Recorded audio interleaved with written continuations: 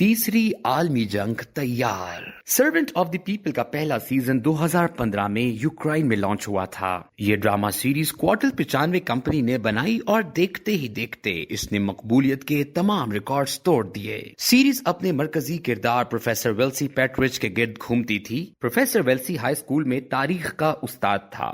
اس کی عمر 30 سال تھی اور وہ اپنے طالب علموں میں بہت مقبول تھا۔ اس کا ایک شاگرد کرپشن کے خلاف ایک ویڈیو بناتا ہے اور یہ وائرل ہو جاتی ہے۔ اس وائرل ویڈیو سے پروفیسر ویلسی حادثاتی طور پر سیاست میں آ جاتا ہے۔ طالب علم اور نوجوان اس کی کیمپین کرتے ہیں۔ سوشل میڈیا اس کی تقریریں، کرپشن کے خلاف جہاد کے اعلانات اور اس کی سچائی اور سادگی پروموٹ کرتا ہے، اور پروفیسر ویلسی صدر منتخب ہو جاتا ہے۔ صدر بننے کے بعد سسٹم اس معصوم اور سچے انسان کے ساتھ کیا کرتا ہے، یہ داستان سیریز کو دلچسپ سے دلچسپ بناتی چلی جاتی ہے۔ پروفیسر ویلسی کی آنکھ روزانہ کسی بحران سے کھلتی ہے اور کسی نئے بحران پر پہنچ کر بند ہو جاتی ہے، حتیٰ کہ یہ واش روم میں کموڈ پر بیٹھا ہوتا ہے اور اس کی سیکرٹری دستک دے کر اسے کوئی نہ کوئی بری خبر دیتی ہے، اور اس کے بعد ویلسی کے ساتھ جو کچھ ہوتا ہے وہ ناظر کو ہنسنے اور بعض اوقات رونے پر مجبور کر دیتا ہے۔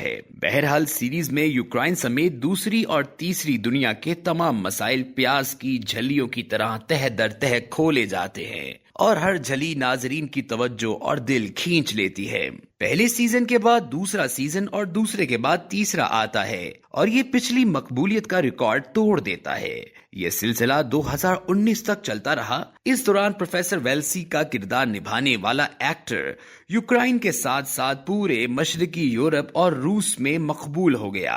یہ خریداری کے لیے کسی سٹور میں جاتا تھا تو لوگ اسے مسٹر پریزیڈنٹ کہہ کر اس کے ساتھ تصویریں بنواتے تھے۔ چنانچہ یہ یوکرائن میں اتنا ہی مشہور ہو گیا تھا جتنا ترکش اداکار جنرل اتان ارطغرل غازی کے کردار کے بعد ترکی اور پاکستان میں تھا۔ لوگ اسے سچ میں عثمانی خلافت کا معمار سمجھنے لگے تھے۔ پروفیسر ویلسی کا اداکار چالاک تھا۔ اس نے اس مقبولیت کو کیش کرانے کا فیصلہ کیا۔ اس نے سیریز کے نام پر سرونٹ آف دی پیپل کے ٹائٹل سے سیاسی جماعت بنائی اور سیاست میں آنے کا اعلان کر دیا۔ یہ ملک میں پہلے ہی مقبول تھا، لہٰذا لوگوں کو محسوس ہوا جس طرح اس نے ڈرامہ سیریز میں ملک کے تمام مسائل حل کر دیے تھے۔ اس نے جس طرح کرپٹ سیاستدانوں کو پارلیمنٹ کے اندر گولی مار دی تھی، سرکاری اداروں میں کرپشن ختم کر دی تھی، عام آدمی کو آواز دی تھی، ملک کو بزنس ہب بنا دیا تھا، عالمی طاقت کو ان کے منہ پر صاف انکار کر دیا تھا، امریکی اور روسی صدر کے سامنے بیٹھ کر ان کی بے عزتی کی تھی، پولیس، فوج اور ججوں کو تیر کی طرح سیدھا کر دیا تھا، اور ملک میں مساوات، میرٹ اور انصاف قائم کر دیا تھا۔ یہ بالکل اسی طرح اقتدار میں آ کر ملک کا مقدر بھی بدل دے گا، لہٰذا لوگ دھڑا دھڑ اس کے گرد جمع ہونے لگے۔ یوکرائن میں بھی دنیا کے دوسرے ملکوں کی طرح ڈیپ سٹیٹ موجود ہے۔ اس ڈیپ سٹیٹ کے جنرل ظہیر الاسلام کو پروفیسر ویلسی میں بہت روشنی نظر آئی۔ اسے محسوس ہوا یہ شخص اگر اقتدار میں آ گیا تو یہ واقعی ملک کو بدل کر رکھ دے گا، چنانچہ اس نے اسے سپورٹ کرنا شروع کر دیا۔ یوکرائنی جنرل ظہیر الاسلام نے بزنس مینوں کو اکٹھا کیا، رقم جمع کی، ورجن آئی لینڈ میں اکاؤنٹس کھولے اور اس سے سرمایہ کی سپلائی شروع کر دی۔ پروفیسر ویلسی کو سوشل میڈیا بالخصوص انسٹاگرام کی بھرپور حمایت حاصل تھی۔ یوکرائن کے اس زمانے میں دو بڑے مسئلے تھے، اسٹیبلشمنٹ اور کرپشن۔ لوگ کرپشن اور اسٹیبلشمنٹ دونوں سے بے انتہا تنگ تھے۔ پروفیسر ویلسی نے اپنی سیاست کی بنیاد اینٹی اسٹیبلشمنٹ اور اینٹی کرپشن کے سلوگنز پر رکھ لی۔ اس نے عوام سے ای گورنمنٹ کا وعدہ بھی کر لیا۔ آپ اللہ کی کرنی دیکھیے، سرونٹ آف دی پیپل کا پروفیسر ویلسی 2019 کے الیکشنز میں عوام کے 73.23% ووٹ لے کر واقعی کامیاب ہو گیا۔ یہ حقیقتاً صدر بن گیا۔ یہ ویلسی کون تھا؟ یہ یوکرائن کا موجودہ صدر ولادیمیر زیلنسکی ہے۔ یہ ایک درمیانے درجے کا مزاحیہ اداکار تھا، اور اسے صرف ایک کامیاب سیریز نے یوکرائن کا صدر بنا دیا، اور اس نے 2 سال میں یوکرائن کو وہاں پہنچا دیا جہاں سے اب اس کی واپسی ممکن نہیں۔ صدر ولادیمیر زیلنسکی نے کیا کیا؟ آپ کو یہ سمجھنے کے لیے زیلنسکی کے بیک گراؤنڈ میں جانا پڑے گا۔ زیلنسکی 1978 میں یوکرائن کے یہودی خاندان میں پیدا ہوا تھا۔ اس کا دادا ریڈ آرمی میں کرنل تھا، والد کمپیوٹر کا پروفیسر تھا، جبکہ والدہ ریٹائرڈ انجینئر تھی۔ اس نے بچپن میں روسی اور انگریزی دونوں زبانیں سیکھیں۔ 17 سال کی عمر میں شوبز میں آ گیا، ڈراموں میں بھی کام کیا اور فلموں میں بھی۔ سرمایہ جمع کر کے کوارٹل 95 کے نام سے انٹرٹینمنٹ کمپنی بنائی اور دھڑا دھڑ پروڈکشن کرنے لگا۔ یہ مزاحیہ اداکاری کرتا تھا۔ اس نے اس پیشے میں رقم کمائی لیکن عوام میں کوئی مقام حاصل نہ کر سکا، یہاں تک کہ اس نے سرونٹ آف دی پیپل بنایا اور اس سے اس کی مقبولیت کا آغاز ہو گیا اور 2019 میں یہ یوکرائن جیسے ملک کا صدر بن گیا۔ میں آگے بڑھنے سے پہلے آپ کو روس اور یوکرائن کی بیک گراؤنڈ بھی بتاتا چلوں۔ بلیک سی پر کرمینیا نام کی ایک مسلمان ریاست تھی۔ سن 1783 میں روس نے اس پر قبضہ کر لیا اور مسلمان آبادی کو یہاں سے بے دخل کر دیا، جس کے بعد کرائمیا میں عیسائی آبادی بڑھ گئی۔ 1917 کے روسی انقلاب کے بعد کرائمیا اور یوکرائن سوویت یونین کا حصہ بن گئے۔ یہ دونوں الگ الگ ریاستیں تھیں، لیکن پھر جوزف اسٹالن نے 1954 میں کرائمیا کو یوکرائن میں شامل کر دیا۔ سوویت یونین کے خاتمے کے بعد یوکرائن آزاد ہو گیا اور کرائمیا بھی اس کے ساتھ چلا گیا۔ یوکرائن نے بعد ازاں خود کو یورپ کے ساتھ شامل کرنا شروع کر دیا۔ یہ شنجن میں شامل ہونا چاہتا تھا۔ روس اس حرکت کو پسند نہیں کرتا تھا۔ اس کا خیال تھا یورپ یا امریکہ اگر ایک بار بلیک سی کی طرف سے روس کی سرحد پر آ گیا تو پھر انہیں یہاں سے واپس بھیجوانا مشکل ہو جائے گا۔ چنانچہ صدر پیوٹن نے یوکرائن، یورپ اور امریکہ کو وارننگ دینے کے لیے 2014 میں 1954 کا اسٹالن معاہدہ منسوخ کیا اور کرائمیا پر قبضہ کر لیا۔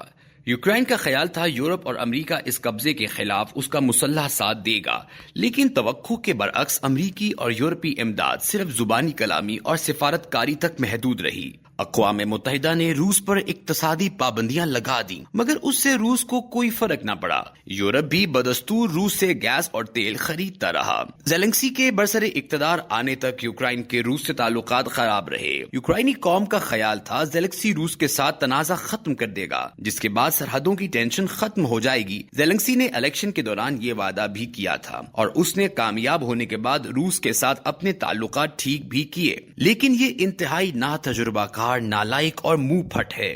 اور دوسرا، یہ صدر بننے کے بعد پروفیسر ویلسی کے کردار سے بھی باہر نہیں آ سکا تھا۔ چنانچہ اس نے ایک طرف روس کے ساتھ تعلقات ٹھیک کرنا شروع کر دیے اور دوسری طرف نیٹو فورسز کو یوکرائن میں اڈے بنانے کی اجازت دے دی، اور یہ روس کے لیے ناقابل قبول تھا۔ کیونکہ اگر ایک بار نیٹو کے پردے میں یوکرائن میں امریکی میزائل نصب ہو جاتے تو روس غیر محفوظ ہو جاتا۔ روس زیلنسکی کو وارننگ دیتا رہا لیکن یہ باز نہ آیا۔ چنانچہ پیوٹن نے فروری 2022 میں یوکرائن پر حملہ کر دیا۔ زیلنسکی اگر سمجھدار ہوتا تو یہ روس کو اس لیول تک آنے نہ دیتا، لیکن یہ فل ٹائم پروفیسر ویلسی کے کردار میں آ گیا تھا اور اس نے سڑکوں پر ہم عظیم قوم ہیں، ہم تمہیں ناک سے چنے چبوا دیں گے کے نعرے لگانا شروع کر دیے۔ سوشل میڈیا اور میڈیا ان نعروں پر قومی نغمے بنانے لگا اور اس کا نتیجہ یہ نکلا کہ 24 فروری کو روس نے یوکرائن پر حملہ کر دیا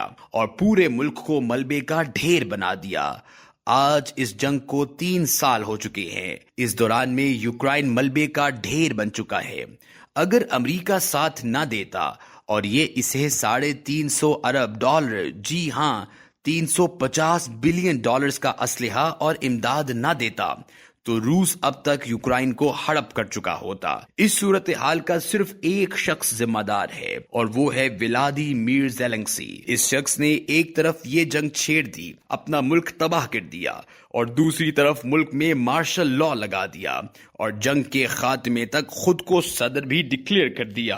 ولادیمیر زیلنسکی نے یہ سب کچھ کیوں کیا؟ اس کے بارے میں 2 تھیوریز ہیں۔ پہلی تھیوری، یہ یہودی پلان ہے۔ زیلنسکی کا تعلق یہودی خاندان سے ہے اور اسرائیل اس وقت ایک بڑی جنگ چاہتا ہے۔ اس نے ایک طرف غزہ کی شکل میں مشرق وسطی میں آگ لگا دی ہے اور دوسری طرف یہ یورپ کو تنور میں دھکیل رہا ہے۔ یہ دونوں جنگیں کسی بھی وقت تیسری عالمی جنگ میں بدل سکتی ہیں اور یہ اسرائیلی منصوبہ ہے اور زیلنسکی اس منصوبے کا حصہ ہے۔ چنانچہ اس نے جان بوجھ کر 1 مارچ کو اوول آفس میں امریکی صدر اور نائب صدر کے ساتھ کیمروں کے سامنے بدتمیزی کی تاکہ امریکہ پیچھے ہٹ جائے اور یوکرائن روس جنگ پورے یورپ کو اپنی لپیٹ میں لے لے۔